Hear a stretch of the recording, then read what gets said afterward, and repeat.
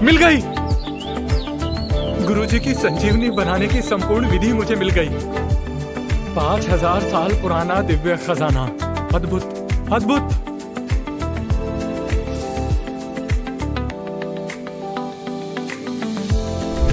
सूरजमुखी, अश्वगंधा, स्वर्ण भस्म, रजत भस्म, गिलोय, कोंच बीज,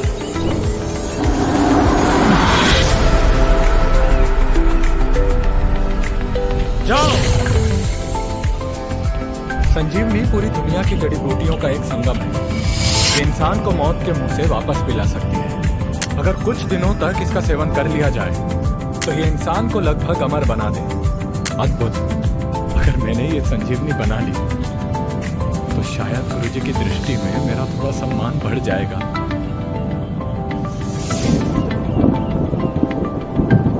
ये मुझे अचानक से अनहोनी का एहसास क्यों हो रहा है? कहीं कुछ बुरा तो नहीं होने वाला? ये बहुत ही अजीब एहसास है।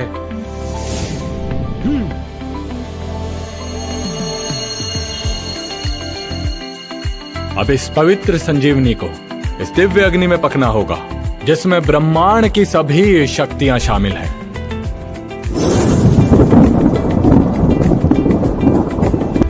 ये सब क्या हो रहा है? ये सब संजीवनी की वजह से हो रहा है। ये उस मूर्ख की हरकत है। अब मैं और बर्दाश्त नहीं कर सकता।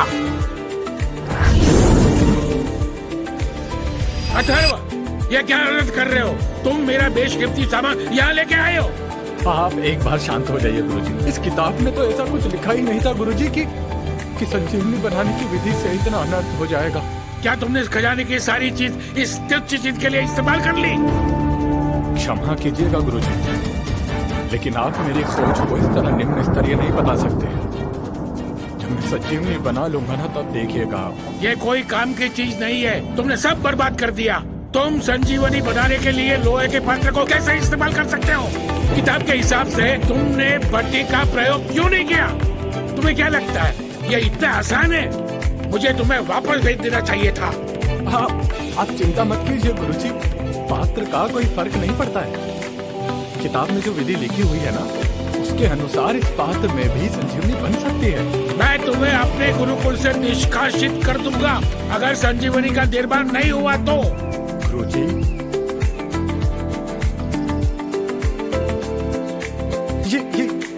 ये देखिए गुरुजी। देखा गुरुजी, मैंने कहा था ना कि पात्र का कोई फर्क नहीं पड़ता है।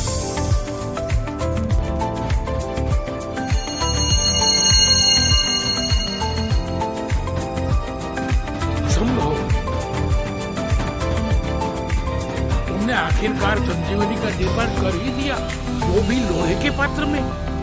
कैसे इसने संजीवनी का निर्माण कर दिया, वो भी लोहे के बर्तन में? भगवान, अब क्यों इस उद्यम पे अपनी कृपा रखते हो? हमारी तरफ भी देख लो थोड़ा सा। गुरुजी, अब तो आप मुझे गुरुकुल से बाहर नहीं निकालेंगे ना?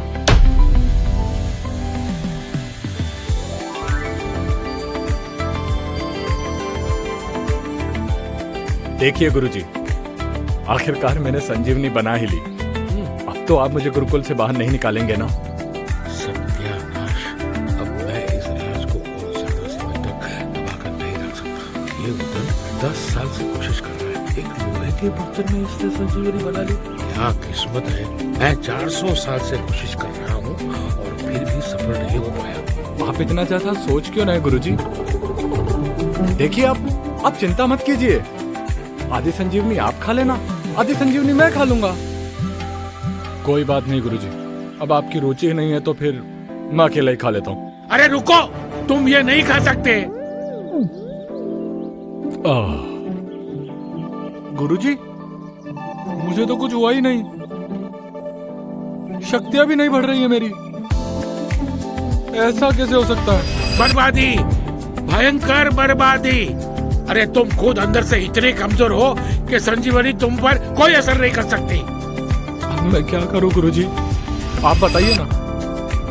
हाँ, शायद मुझे किसी और विधि से संजीवनी बनानी चाहिए, शायद वो असर कर जाए गुरुजी।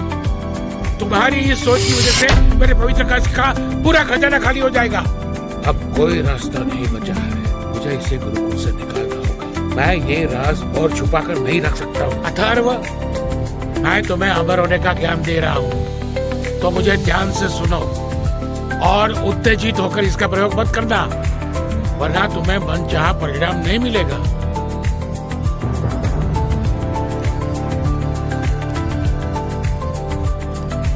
ये तो बहुत ही ज्यादा योग्य है, और अगर इसने कुछ समय में ही संजीवनी का निर्माण कर दिया और उसके सेवन से ये अमर हो गया, तो ये तो अहंकारी हो जाएगा और अपने पद से भटक भी जाएगा। इसलिए मैं इसे वक्त रहते ही बता दूंगा कि इसमें संजीवनी के निर्माण और सेवन की योग्यता नहीं है।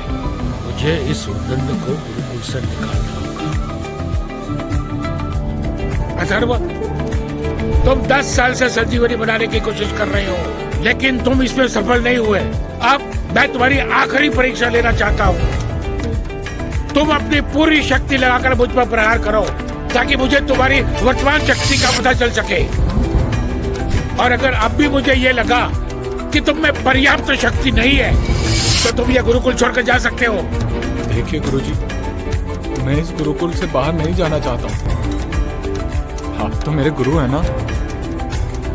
इस संजीवनी को बनाने के लिए मैंने 10 साल तक प्रयास किया है, और मैं आप पर प्रहार नहीं कर सकता हूँ गुरुजी। जैसा कहा गया है वैसा करो अथर्व।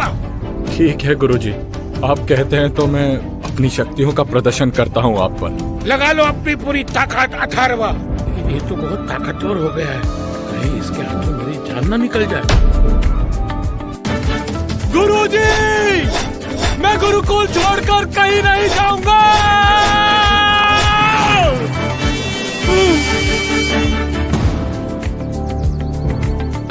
गुरुजी, अब तो गया।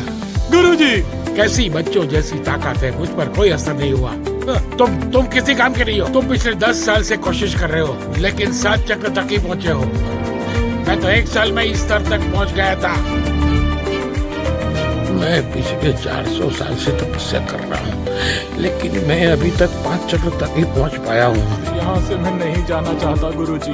गुरुजी, आप जो बोलेंगे वो काम करूंगा गुरुजी। मैं आपके कपड़े धो दिया करूंगा, मैं आपके बर्तन धो दूंगा, मैं आपके हाथ पे दबा दूंगा गुरुजी। आप कहेंगे ना तो आपके सर में बढ़िया वाली तेल की मालिश करूंगा गुरुजी। लेकिन मुझे यहाँ से आने के लिए बस गई है गुरुजी। कोई आवश्यकता नहीं है, मेरी बाजू में अभी भी दम है। आधार गुरुकुल में रहने के योग्य नहीं हो, तुम अभी यहाँ से जाओ। तुम शायद आधार गुरुकुल के हकदार हो सकते हो। 20 साल पहले तुम मुझे लावारिस हालत में जंगल में मिले थे। हो सकता है यहाँ से जाने के बाद तुम अपने परिवार को ढूंढ सको। तुम अगर अपने परिवार को नहीं भी मिले ना, तो मैंने तुम्हारे आगे के परिवार के बारे में सोचा है।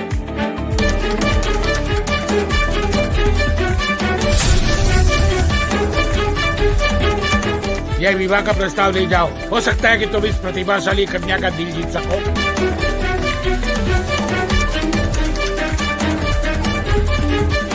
नहीं गुरुजी। जा पुत्र, जितनी जल्दी हो सके यहाँ से चले जाओ। मेरे पास वैसे भी तुम्हें सिखाने के लिए और कुछ बचा नहीं है, और मैं तुमसे ज्यादा दिन ये राज छुपा नहीं सकता कि तुमसे योग्य पात्र मैंने आज तक देखा ही नहीं है।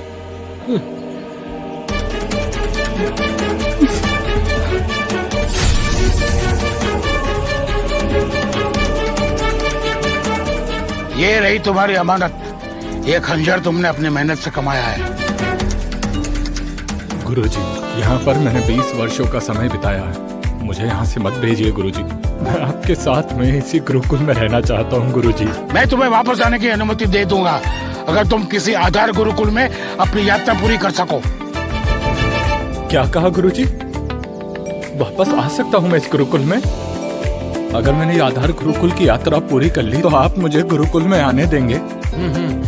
बहुत बहुत धन्यवाद गुरुजी, बहुत बहुत धन्यवाद। जल्दी निकल यहाँ से, मैं और खड़ा नहीं रह सकता। आशीर्वाद गुरुजी। जाओ।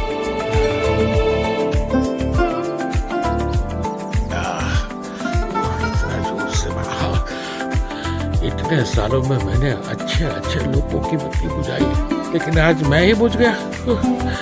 जब इसे सच्चाई का पता चलेगा तो ये यहाँ आकर बहुत शोर मचाएगा। इसे उलझाने का कुछ इंतजाम करता हूँ।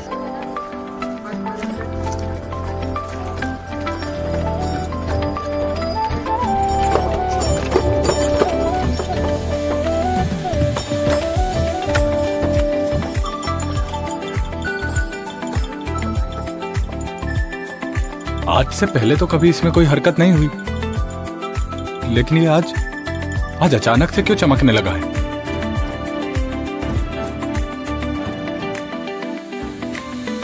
और ये मुझे उत्तर पूर्वी दिशा में जाने के लिए कह रहा है।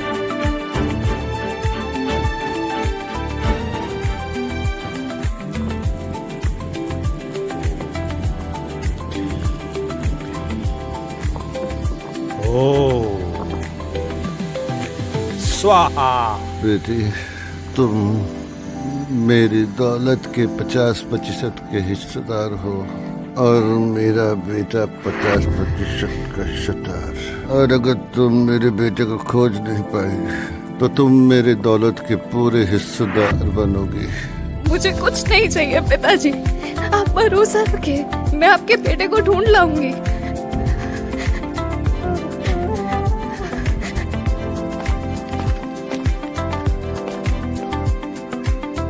जय हो प्रभु। आप किसी भगवान की तपस्या में लीन है ना? आपको देखकर तो लगता है कि आप शंकर भगवान की तपस्या कर रहे हैं, है ना? ये क्या बकवास कर रहे हो नगेंद्र? अरे अरे अरे अरे, उठिए मत आप। मजाक नहीं कर रहा हूँ मैं। अब इनका रूप इस तरह से देखा तो मुझे लगा कि ईश्वर की तपस्या में लीन होंगे। बीमार इंसान और रूप धारण करने वाले में तुम्हें कोई फर्क दिखाई नहीं देता? अरे तो अगर ये बीमार है तो फिर अगरबत्ती क्यों लगा के रखी है आप लोगों ने? देखिए, आप मेरी बात मानिए, ये अगरबत्ती ना केवल कुछ देर के लिए सुगंध देगी, उससे ज्यादा कुछ भी नहीं कर पाएंगी। और इन्हें देखकर तो मुझे ऐसा लगता है कि अगर शीघ्र ही इनका इलाज शुरू नहीं किया गया तो ये कुछ ही समय में हमें छोड़कर चले जाएंगे। ये इलाज ही चल रहा है मूर्ख। बाबा अगरनाथ की अगरबत्ती अधमरे को मरने से रोकती है, जीवित की आयु और शिष्य की योग्यता बढ़ाती है। इसमें से आध्यात्मिक धुआं उठ रहा है। ये भले ही आखिर में इन्हें ना बचा पाए, लेकिन जब तक है मरने से रोकेगी। तो हेलो गाइस, आप लोगों को ये वीडियो कैसा लगा? अच्छा लगे तो आप सब्सक्राइब और कमेंट कर देना नेक्स्ट पार्ट के लिए।